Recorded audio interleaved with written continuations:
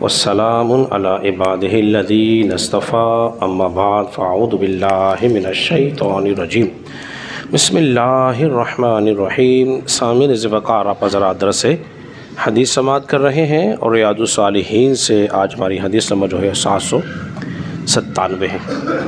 جو روایت آپ کے سامنے بیان کرنے لگا ہوں یہ ابو داؤد شریف کی روایت مبارکہ ہے۔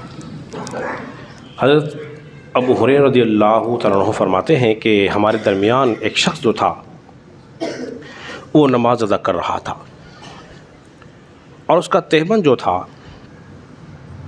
وہ لٹکا ہوا تھا۔ نبی پاک علیہ الصلوۃ والسلام نے اس کو دیکھا نا تو فرمایا اس سے جاؤ تم وضو کر آؤ۔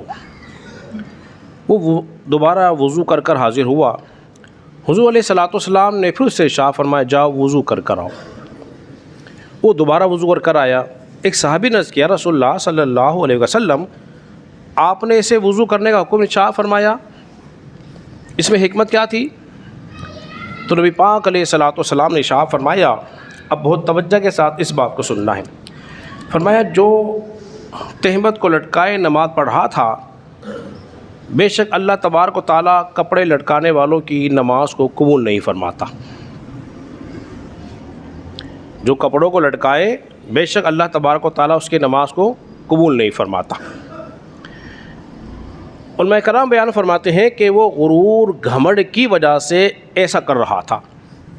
جس میں غرور گھمنڈ تکبر نہ ہو تو پھر ٹھیک، کیونکہ اس زمانے میں لوگ جو تھے اپنے تہبند کو غرور تکبر کی وجہ سے ہی لمبا رکھتے تھے۔ ایک حدیث میں نبی پاک علیہ الصلوۃ والسلام فرمایا اپنے تہبند کو اونچا کر لو۔ حضرت عبداللہ ابن عمر نے فرمایا رسول اللہ کتنا کروں؟ فرمایا اور اونچا کر لو۔ تو پنڈلیوں کے آدھا پنڈلیوں کے برابر انہوں نے اس تہبند کو کر لیا۔ حضرات محترم، ایک تو یہ بات، اسی طرح ایک حدیث میں اور آیا ہے، نبی پاک علیہ الصلوۃ والسلام کے سامنے ایک شخص نے نماز ادا کی، یہ بخاری کے اندر روایت موجود ہے۔ اس نے نماز ادا کرنے کے بعد سلام کیا۔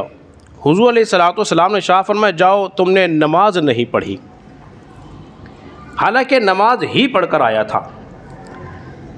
تو آپ علیہ الصلوۃ والسلام نے فرمایا جاؤ تم نے نماز نہیں پڑھی۔ وہ نماز پڑھنے پھر گیا، وہ پھر نماز پڑھ کر آیا۔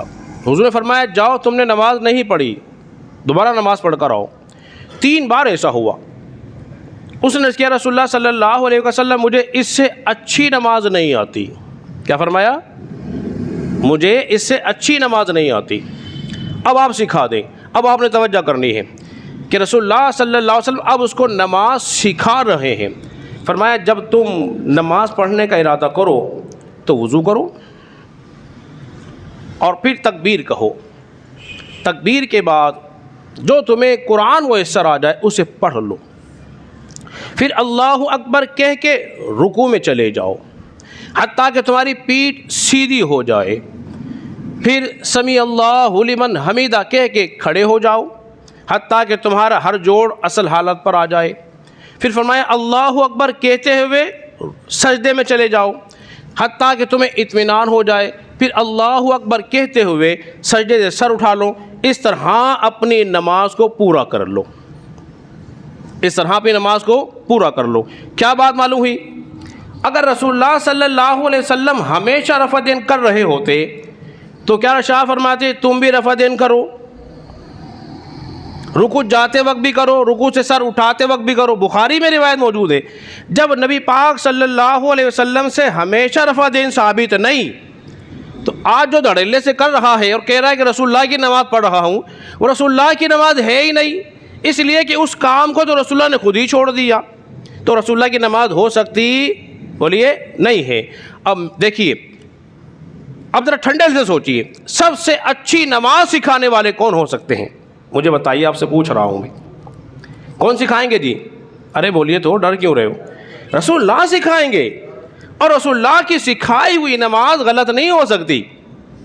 حضور فرما رہے جب تم رکوع کا ارادہ کرو تکبیر کہو، یہ نہیں کہا رفع دین کرو۔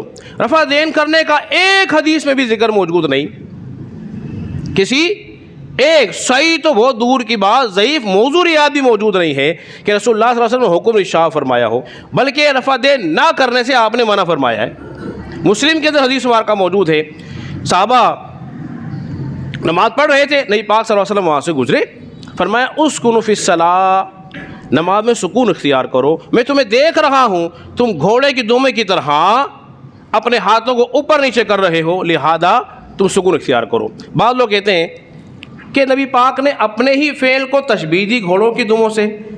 دیکھیے جب فعل تھا ایک علیحدہ مسئلہ تھا، جب فعل رہا نہیں تو اب تشبیہ بھی نہیں رہی۔